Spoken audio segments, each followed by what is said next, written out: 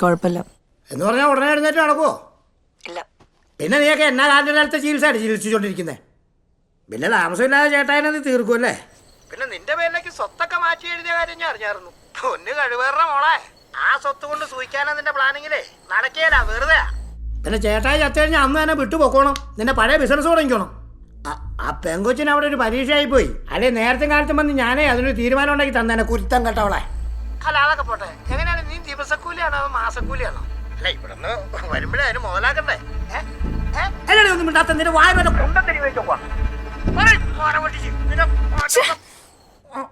Cut ചെയ്തു കഴിവേറ മോള്.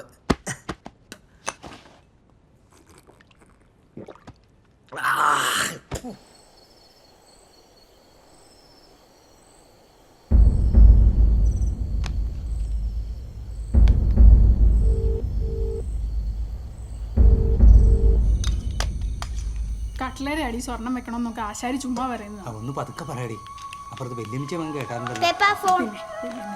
നീ എന്താ ഈ പറയണേ? കട്ട്ലയുടെ അല്ലേ സ്വർണം വെക്കണമെന്ന് വെല്ലുമിച്ച തന്നെയല്ലേ പറഞ്ഞത്?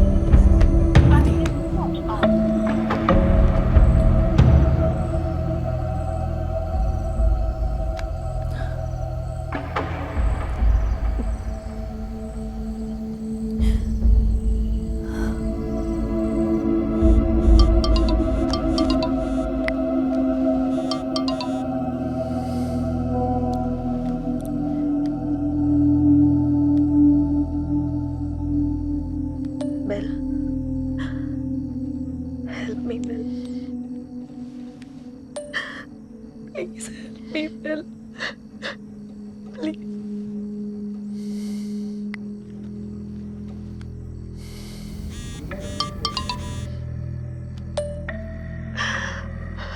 Help me, please.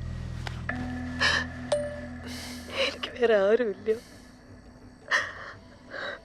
ഞാൻ എന്തെങ്കിലും കടുങ്കം ചെയ്തു പോവും.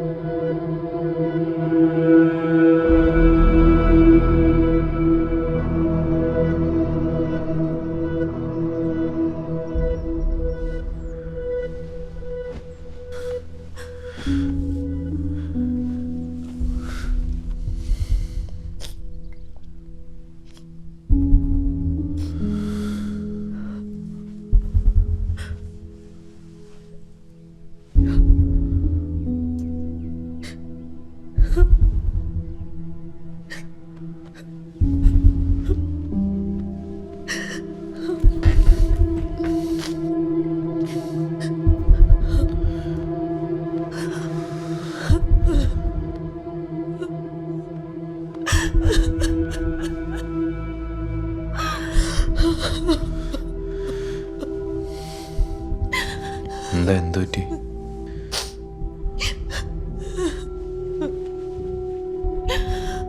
അവര് വരുന്നുണ്ടോ?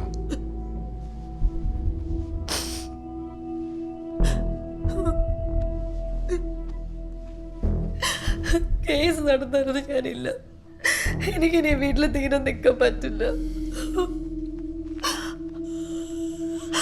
അല്ലെങ്കിലും എൻ്റെ ജീവിതത്തിൽ അങ്ങനെ ഞാൻ എന്താഗ്രഹിച്ചാലും അവസാനം ആരെങ്കിലും വന്ന് തട്ടിപ്പറിച്ചുണ്ടോ? ആരും തട്ടിക്കൊണ്ടുപോകാനൊന്നും വരുന്നില്ല.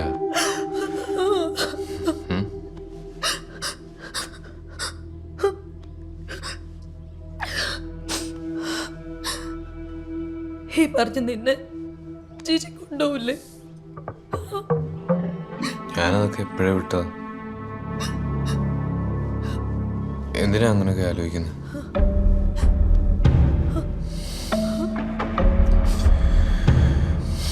വാ, മതി കരഞ്ഞത്. നമുക്കൊന്ന് മുഖം കഴുകിയിട്ട് വരാം. വാ.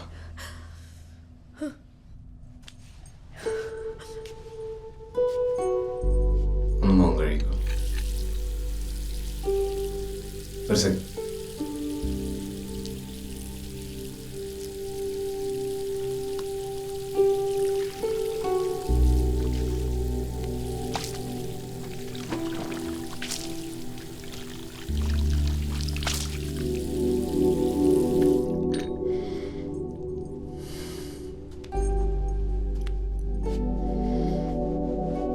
സെലീന മാഡം കുറച്ചുകൂടെ ധൈര്യശാലിയായിരിക്കുമെന്ന് ഞാൻ വിചാരിച്ചു.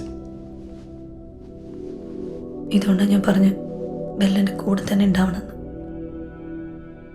എനിക്ക് എന്ത് സമാധാനം അറിയോ? ആ അങ്ങനെ പറഞ്ഞ അങ്ങനെ നീ പറഞ്ഞ പോലെ സർട്ടിഫിക്കറ്റ് ഒക്കെ അറ്റസ്റ്റ് ചെയ്ത് കിട്ടിയില്ലേ? ആ പിന്നെ അപ്പൊ ഇനി അടുത്ത പരിപാടി പറഞ്ഞു. എന്നാ പോണ്ടേന്ന് പറഞ്ഞു. ഇന്ന് വേണം ഇന്ന് പോവാ.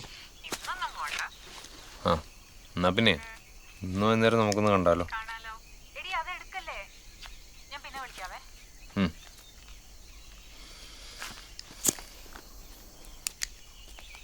എടാ കുറച്ച് പിടിയും താറാവേറി എടുത്തു വെച്ചിട്ടുണ്ട്. ഒന്ന് ബംഗ്ലാവിൽ കൊണ്ട് കൊടുത്തേ.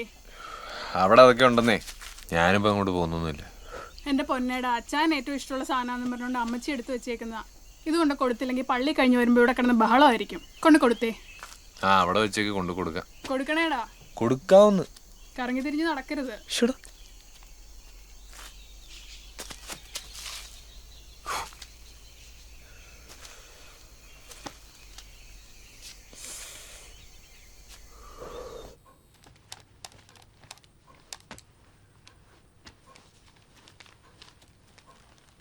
കുറച്ച് പിടിയും താറാവ്. ഇന്ന് ചേട്ടന്റെ വീടിന്റെ കട്ടിലോപ്പായിരുന്നു. ഒന്ന് അച്ഛനും കൊടുത്തേക്ക്. എങ്കിൽ ബെല്ലിനെ കൊണ്ട് കൊടുക്ക്. അയ്യോ എനിക്ക് പോയിട്ട് കുറച്ച് തിരക്കുണ്ട്. എന്ത്? ആ ജോബിഷിന്റെ കട വരെ ഒന്ന് പോണം. പുതിയ വല്ല കേസ് കേട്ട് വേണം? ഹേയ് പഴയ കേസ് തന്നെ ഒന്ന് ക്ലിയർ ചെയ്യാൻ. എന്തായാലും ബെല്ല് എന്നെ കൊടുത്താൽ മതി. ശരി.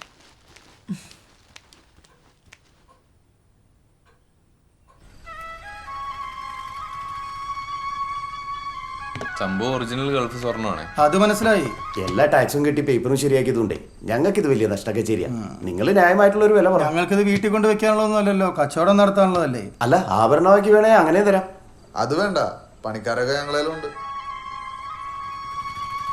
നീ ആ ഫോൺ അങ്ങ് എടുക്ക്. ഞാൻ ഒരു മിനിറ്റ് ഇപ്പൊ വരും. ആ ഹലോ.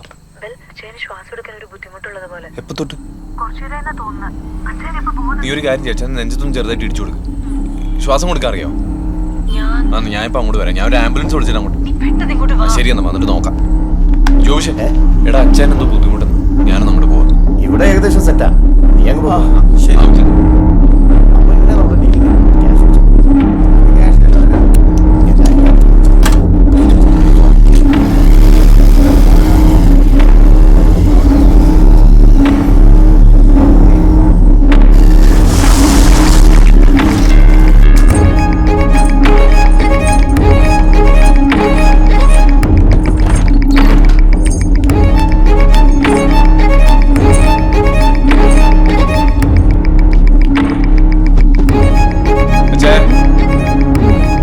അച്ചായോ പൾസൊന്നും കിട്ടുന്നില്ലല്ലോ. ഇത് എത്ര നേരമായി കിടപ്പ്? കുറച്ചു നേരമായി.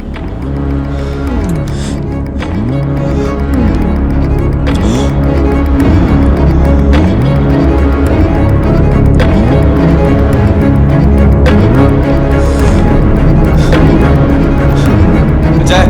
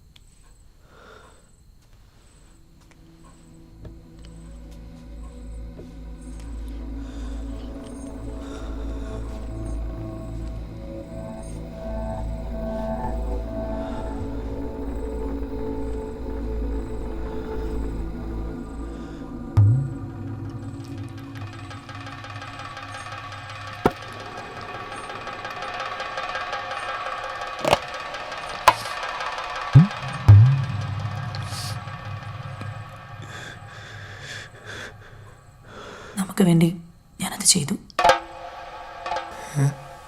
ബെല്ല് ചെയ്യില്ല എന്ന് പറഞ്ഞത്.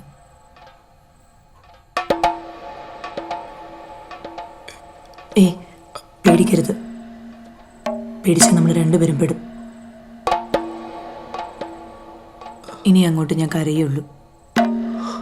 ബെല്ല് വേണം എല്ലാം ഓടി നടന്ന് നോക്കാൻ.